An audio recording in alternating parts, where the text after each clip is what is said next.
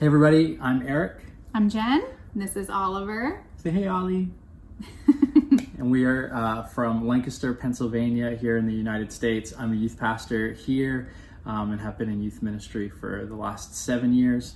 And we know Adam from several trips over to the UK, taking missions trips and taking teams to Sunderland and working with New Springs Church. And so we love the UK, we love Sunderland and the people of Sunderland. We were really sad this year, obviously with everything going on, that we weren't able to make that trip this summer. But we're excited to be able to be here with you today and to be able to share with you from Proverbs chapter 23 and 24. So we're going to be sharing from Proverbs chapter 23 and 24. We're not going to read the whole thing. We want to encourage you to go through and read it and even highlight things that stand out to you. But as we were kind of reading through this and thinking through it, it made me think of circus. And I don't know when the last time anybody went to the circus. I know the circus isn't really a thing anymore. But I remember when I was a kid going to the circus, and one of the things that amazed me the most was the trapeze artists. I am kind of afraid of heights, and so seeing people swinging really high up in the air just was terrifying to me. And there's something about trapeze artists that as they swing on their bar, there's a moment where they let go of the one bar and they kind of swing to the other bar. And Terrifying. Yeah, and there's that moment of that everybody's just holding their breath, like, are they going to catch the other bar or are they going to let go? And I think that's a great fall to the net. Yeah, or maybe there's no net, even more dangerous. Let's not think about that.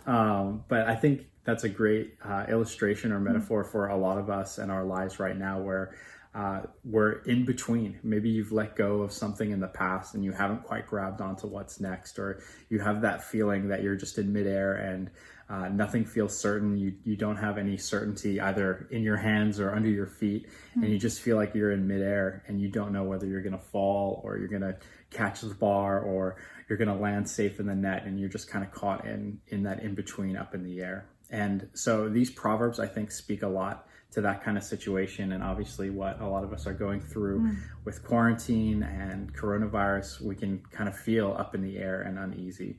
And so as we kind of looked at these two Proverbs, these chapters, we saw this theme that wisdom brings us hope for the future. And you want to talk a little bit about that, Jen? Yeah, so I've had a lot of times in my life where I feel that I've experienced exactly that, coming out of a lot of schooling, getting a degree, and then not being able to land a job right away, not knowing what that will look like, how long do I have to wait. Even now, we're in an uncertain time of me needing to find a job, and I feel lots of people are in that position right now. So yeah, as we read through these two chapters, there are a couple verses that really stuck out. So I'm going to read just those specific verses. So in chapter 23, verses 17 and 18, the proverb says, "Don't let your heart envy sinners. Instead, always fear the Lord, for then you will have a future and your hope will not be dashed."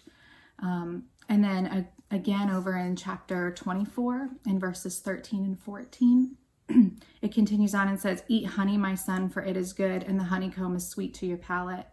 Realize that wisdom is the same for you. If you find it, you will have a future, and your hope will never fade." I think what great reminders all of Proverbs is working through, what does wisdom look like? How do we gain wisdom, find wisdom? But just that understanding that maybe a purpose for why are we seeking wisdom? Why is wisdom important? Why do we need it? Is some of that bringing that certainty to really uncertain times, and being able to trust the Lord, not just in our really big decisions, but even in maybe some of our daily decisions. How can my little moments throughout the day add up and create a wise life, Yeah. And so I think it's great reminders that if we're able to fear the Lord and seek after him and trust him, that he has a greater plan and purpose for us, even in uncertain times when we can't put all of the picture together. he's not necessarily asking us to, but he is asking us to trust him and to find maybe those little moments of seeking out wisdom. And I loved in chapter 24, those verses where it says, wisdom is sweet like honey. And, who wouldn't want like honey on their toast or in their tea? Just that extra sweetness, and that like us being able to seek out and find wisdom like that is the same. It brings that extra sweetness and goodness to our lives. Yeah, that's really good. And so maybe the question is, how do you get wisdom? And reading Proverbs is a great place to start, since it's all about wisdom. But in chapter 23, verse 23, he says this. He says, buy truth and do not sell it. Buy wisdom, instruction, and understanding. And wisdom and instruction and understanding, those aren't really things that you can just go to the grocery store and on buy. Your grocery list. Yeah. It's like toilet paper. It's out of stock. But it's not something you just go to the store and buy. But the idea there is what are you investing in? What are you investing your time and your energy and your money? How are you spending your time? Are you investing in things that don't really matter or maybe are just entertainment? Or are you investing your time and your energy into things that really matter and into gaining wisdom and gaining insight? We were even talking about, are we spending our time just watching Netflix all night, or are we going to be intentional about taking time to spend our time in God's word and to seek that wisdom in our own life?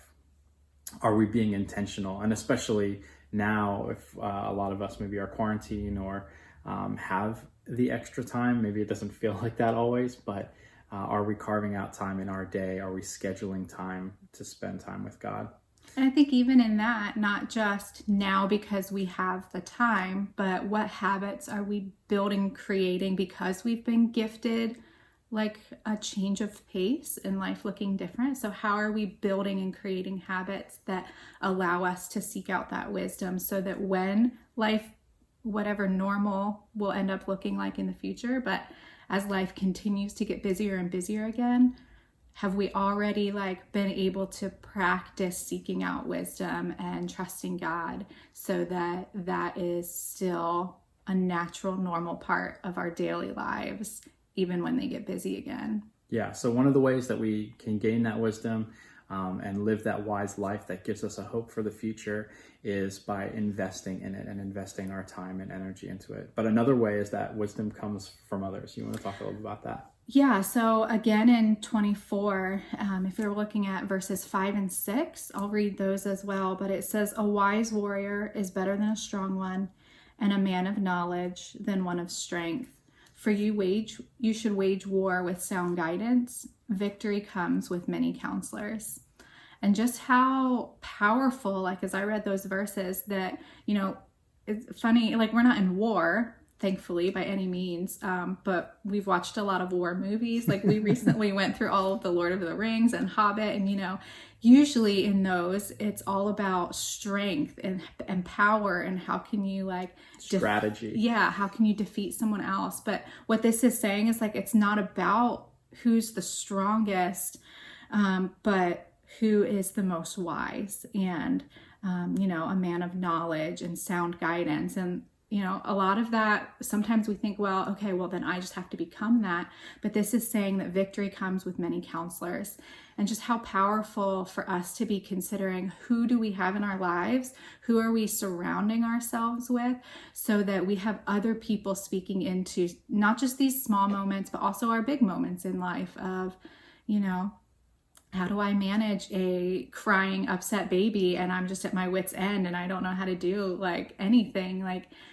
I have other friends in my life and women who have maybe walked that journey already and can help me navigate what that looks like. Or, for some of us who don't have a job right now, how can we have other people speaking into us and praying with us and for us? And I think I've had that a lot throughout my life of having really good friends who are godly counsel, who love the Lord, love Jesus, and are seeking hard after him, that they can, pass that along to me and speak into my life. And I've also had times in my life where I felt like even though I still had those relationships, they were all gone and not anywhere. And, had to be praying for the Lord to bring people into my life in those specific times to be that encouragement and to be pushing and prodding and speaking wisdom into my life. And I think, that's something that really stuck out to us in this. And again, we're talking about uncertain times and not knowing where everything's going.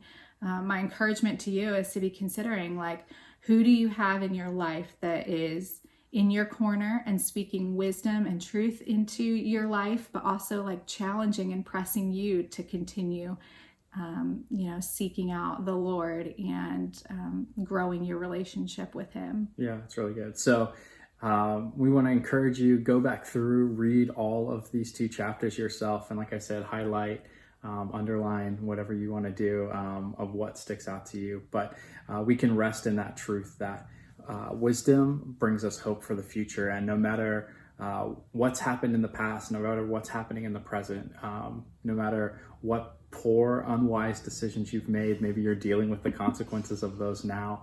But wisdom, like Jen said, is sweet like honey, and it brings that sweetness to your life, but it also brings us a hope for the future. And we just need to invest in it. And we need to welcome it from others and get that wise counsel. So that's our challenge for you, is how can you use this time to become more wise? How can you look to God for your hope for the future? Thanks so much. Thank you. Thanks so much for joining us. Hope that was encouraging to all of you. Yeah, we really enjoyed being able to share with you a little bit of what's been on our hearts and what we see in Proverbs. Say bye, Ollie. Bye. Bye.